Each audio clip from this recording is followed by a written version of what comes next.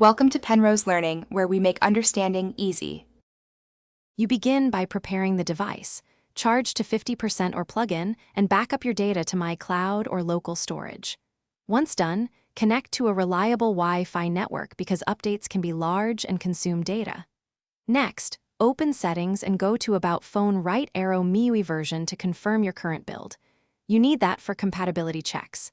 If an update is available, tap Check for updates. If not, enable developer updates or manually download the correct ROM for your exact model before proceeding. Once you've located the official build, either let the system updater download it or transfer the ROM to your phone if using manual install. Verify the file hash or checksum to prevent corrupted installs. A bad file can brick the device. While downloading, don't interrupt power or Wi-Fi. Pause only if battery falls below 50%.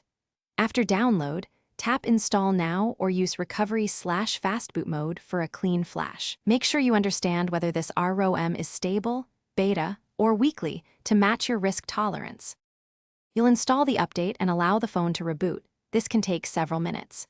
If you used Recovery, follow prompts precisely and only choose Factory Reset if necessary, because it erases data. Once the system boots, review settings and restore your backup.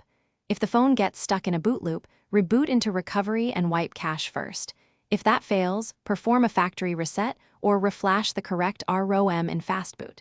As a key troubleshooting tip, always keep the exact model ROM and a PC with MyFlash ready before advanced recovery.